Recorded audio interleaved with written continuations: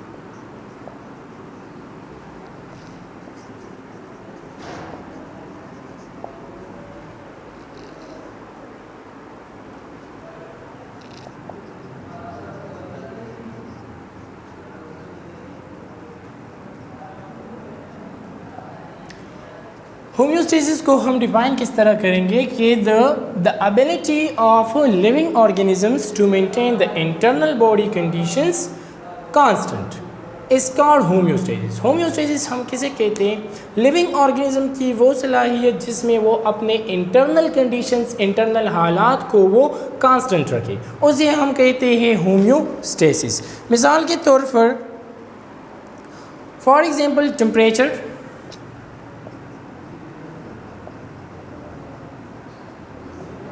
या वाटर,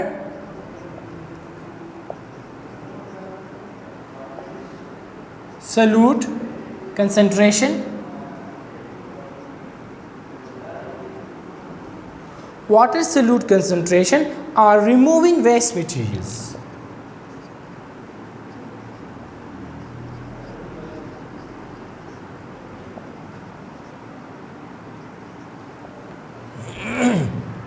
तो होम्योस्टेसिस को हम सिंपली डिफाइन करते हैं कि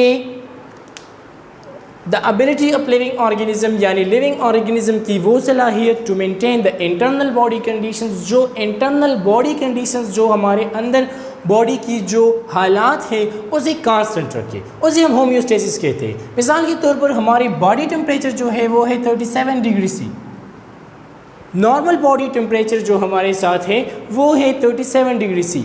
अगर हमारे साथ टेम्परेचर हो जाता है अबाव फ्रॉम 37, यानी वो 37 टू 38, 40, 44, 42, तो ये टेम्परेचर हमारे जिस्म में ये अगर 37 से अबाव होता है या 37 बिलो फ्रॉम 37, फॉर एग्जांपल 35 या 32 या 29, तो ये हमारे जिस्म में एबनॉर्मेलिटी आएगी. अगर हमारा टेम्परेचर, हमारा इंटरनल बॉडी टेम्परेचर जो है वो इंक्रीज़ होता है या डिक्रीज़ होता है, तो दोनों हालत में एबनॉर्मेलिटी काज होगी.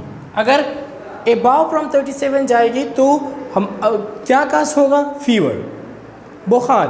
अगर 37 डिग्री सेंटीग्रेड से नीचे आएगी तो काज होगी क्या? कूलनेस, सर्दी.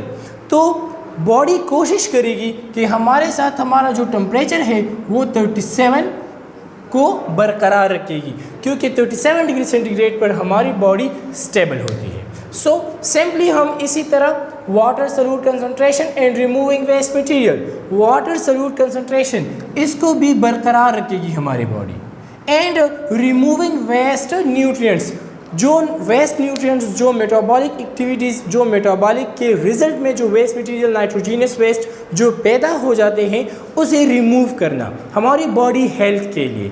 तो ये हमारे साथ क्या है, इन चीज़ों को हमारी बॉडी जो इंटरनल इन्वायरमेंट जो हमारी बॉडी में ये प्रोसेस होते हैं, ये हमारी बॉडी क्या करेगी, इसे इस कंडीशन को कांस्टेंट रखने की कोशिश करेगी। तो यही हमारा सिंपल डिफिनीशन है अबाउट होम्योस्टेसिस। हमारा जो अगर हम देखें तो एक्सटर्नल कंडीशन, जो एक्सटर्नल कंडीशंस या कंपोनेंट्स हैं वो चेंज हो रहे हैं continuously.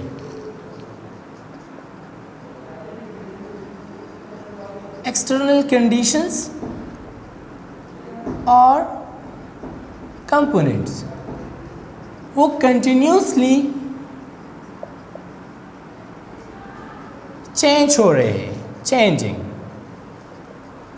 For example temperature, external temperature जो है वो कभी किस तरह का होता है, कभी कभी इंक्रीज़ होता है, कभी डिक्रीज़ होता है। यानी गर्मियों में जो टेम्परेचर है वो इंक्रीज़ होता है, सर्दियों में जो टेम्परेचर है वो डिक्रीज़ हो जाता है। या इसी तरह एक्सटर्नल कंडीशंस या कंपोनेंट वो हमारे साथ टाइम बाय टाइम चेंज होते हैं, मगर हमारी बॉडी वो कोशिश करेगी कि वो अपने इंटरनल टेम्परेचर को कांस्टेंट रखे। यानी 37 डिग्री सेंटीग्रेड हमारी बॉडी का टेम्परेचर है, वो कोशिश करेगी कि ये टेम्परेचर 37 पर ही रहे। अगर 37 पर ये नहीं होगा तो हम में एक एब्नॉर्मेलिटी काज होगी, हाँ हमें एब्नॉर्मेलिटी हमारे जिस्म में काज होगी। सो द एक्सटर्नल कंडीशंस या कंपोनेंट कंटिन्यूसली चेंज हो रहे हैं, ठीक है, मगर हमारी बॉडी कोशिश करेगी कि वो अपने इंटरनल कंडीशंस को बरकरार रखें।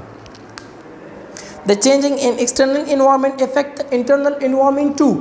हमारे साथ जो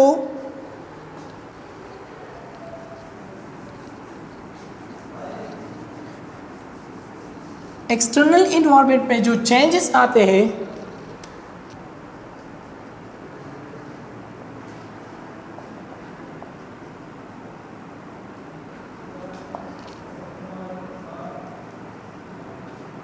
changing in external environment also affect the internal environment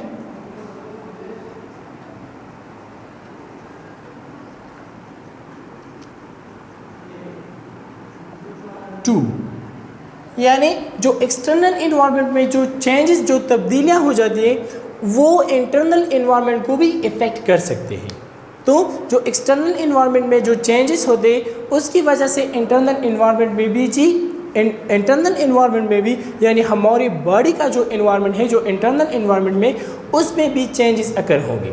for example अगर हम देखें आम रूटीन में, तो गर्मियों में ज़्यादातर हमारे जिस्म पर क्या आता है, पसीना।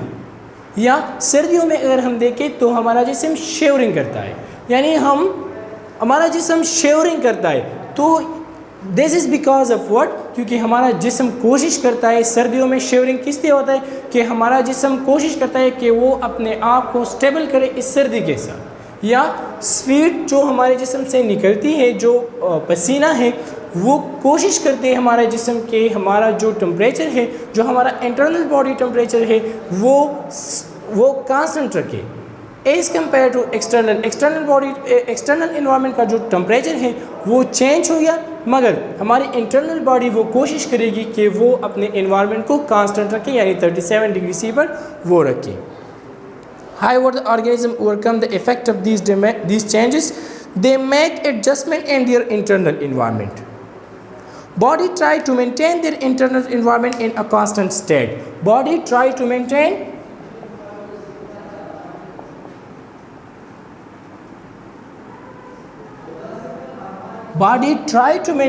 the internal environment in constant state.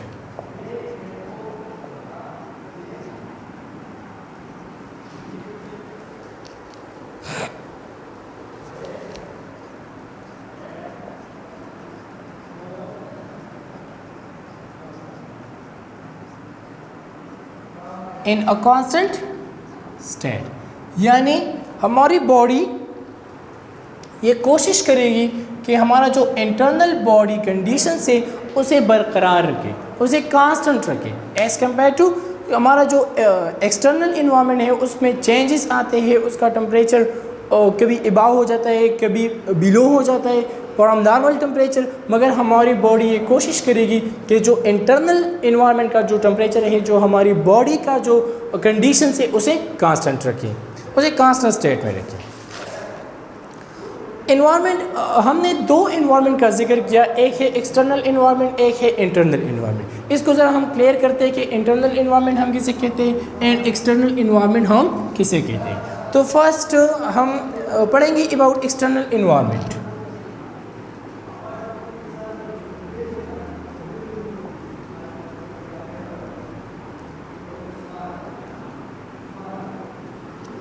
External environment हम किसे कहते हैं? The surrounding of an organism is called external environment.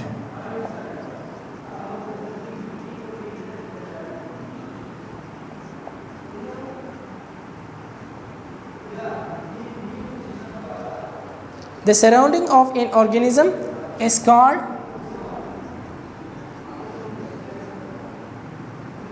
external environment.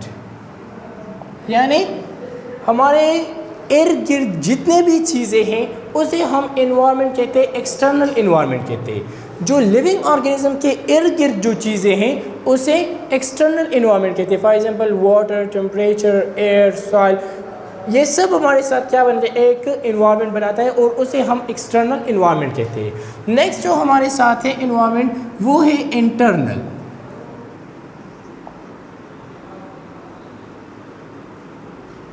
Internal environment. So internal environment हम किसे कहते हैं? The environment inside the body of the living organism.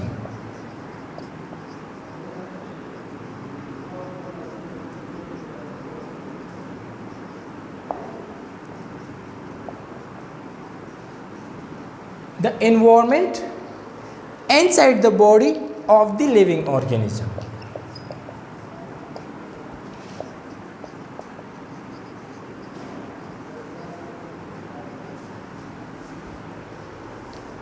is called internal environment.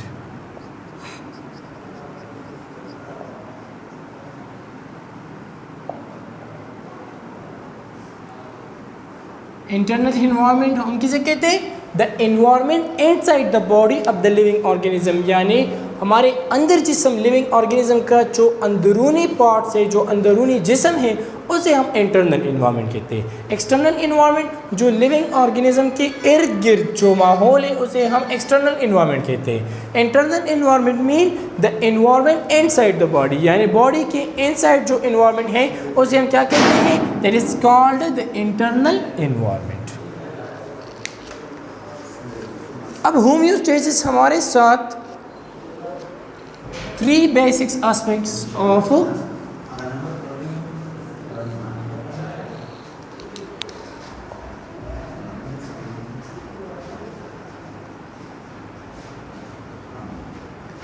Aspects of homeostasis.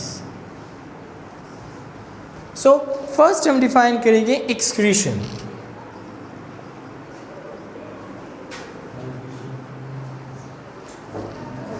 Excretion हम किसे कहते हैं? The elimination of harmful nitrogenous waste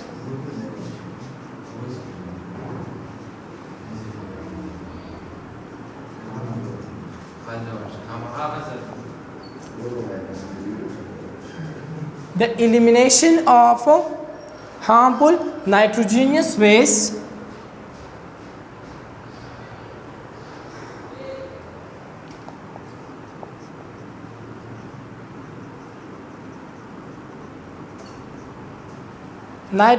waste from the body,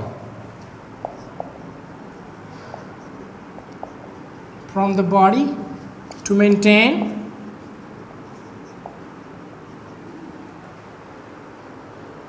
a healthy internal environment.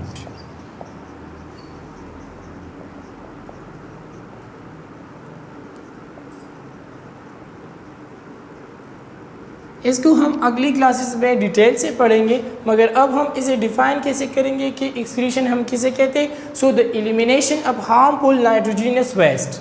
The elimination mean हम eliminate करते हैं, खारिज करना, the harmful nitrogenous waste, जहरीला या नुकसानदेह नाइट्रोजीनियस वेस्ट, वो सब्सटेंसेस जिसमें ज़्यादातर नाइट्रोजन होगा, फ्राम द बॉडी से, to maintain a healthy internal environment, उसे खारिज करना जिसकी वजह से हमारा इंटरनल इन्वायरमेंट जो है या जिस्म का जो इंटरनल इन्वायरमेंट है वो हेल्थी रहे।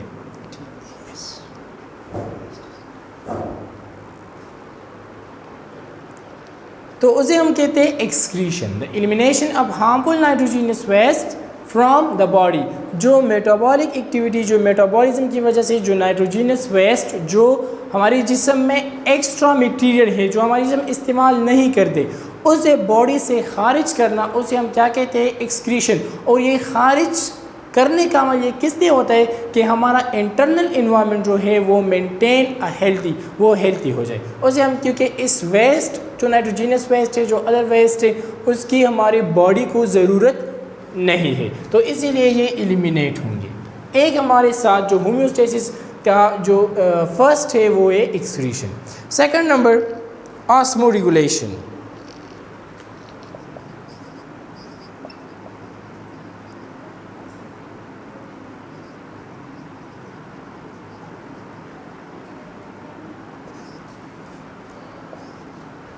ऑस्मोरेगुलेशन हम किसे कहते हैं, the ability of organism to maintain, the ability of organism to maintain, the ability of organism to maintain normal concentration of water,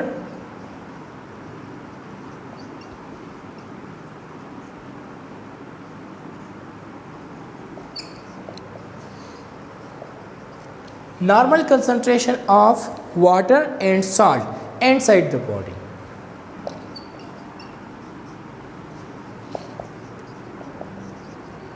Inside the body is called osmoregulation.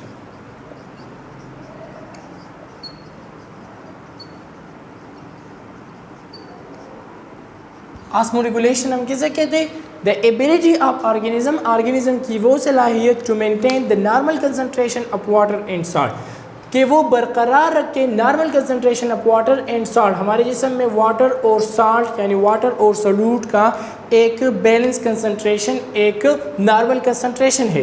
तो हमारी जिस्म की वो सलाहियत जिसमें वो मेंटेन करे the normal concentration of water and solute और वाटर और सॉल्ट, इसे हम वाटर सोल्यूट बैलेंस या वाटर सॉल्ट बैलेंस भी कहते हैं। Inside the body is called osmoregulation, यानी हमारे जिस्म की वो सलाहियत जिसमें हमारा जिस्म मेंटेन करे, बरकरार रखे the normal concentration of water, जो मकदार है नॉर्मल मकदार जो है the water and salt, water और साल्ट का इनसाइड द बॉडी हमारे जिस्म में, उसे हम क्या कहते हैं, ऑस्मोरेगुलेशन। ऑस्मोरेगुलेशन में वाटर और साल्ट कंसंट्रेशन को बरकरार रखने के लिए हमारे जिस्म की जो सलाहियत है उसे हम ऑस्मोरेगुलेशन कहते हैं। नेक्स्ट हम जो थर्ड नंबर टाइप है वो है thermoregulation.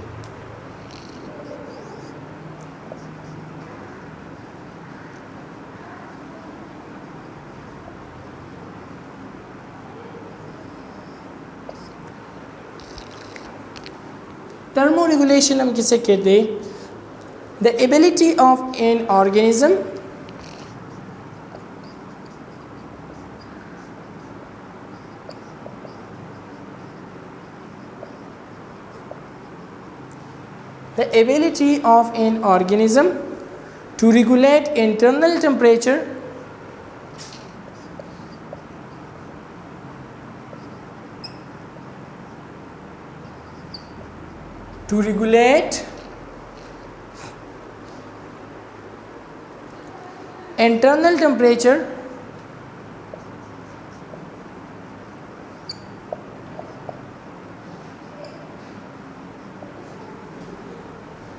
to regulate internal temperature at a normal level.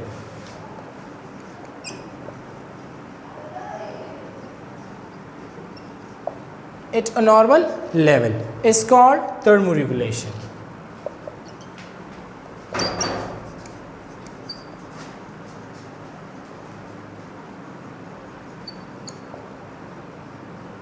Thermoregulation हम किसे कहते हैं? The ability of an organism, यानी एक ऑर्गेनिज्म की वो सलाहियत to regulate the internal temperature जिसकी वजह से वो बरकरार रखे द इंटरनल टेम्परेचर, हमारी बॉडी का जो इंटरनल टेम्परेचर है एट अ नॉर्मल लेवल, एक नॉर्मल लेवल पर, उसे हम थर्मोरेगुलेशन कहते हैं। जैसा कि हमने पहले एग्जांपल दिया कि हमारे बॉडी का जो इंटरनल जो नॉर्मल लेवल ऑफ टेम्परेचर है वो है 37 डिग्री सी। अब 37 डिग्री सी हमारा नॉर्मल टेम्परेचर है। अगर इससे हमारा टेम्परेचर अबाव चला जाए, फॉर एग्जांपल ये चला जाए कहाँ 38, 40 या 42 या 44, तो ये हमारे साथ अबाव जाएगा। अगर ये नीचे जाएगा फॉर एग्जांपल 35, 33, 29, तो ये बिलो फ्रॉम नॉर्मल टेम्परेचर हो जाएगा।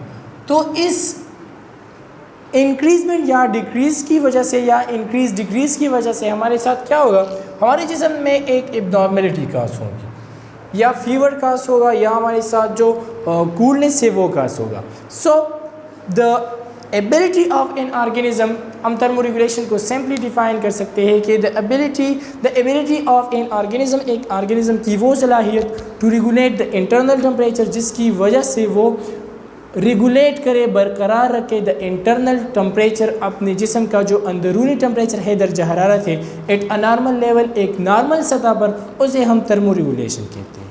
ये हमारे साथ आज का टॉपिक है। आज का टॉपिक मुकम्मल हुआ होम्योस्टेसिस। इंशाल्लाह नेक्स्ट क्लास में हम होम्योस्टेसिस ऑस्मोरेगुलेशन इन प्लांट वो इंशाल्लाह अपने नेक्स्ट क्लास में डिस्कस करेंगे। That's enough for today.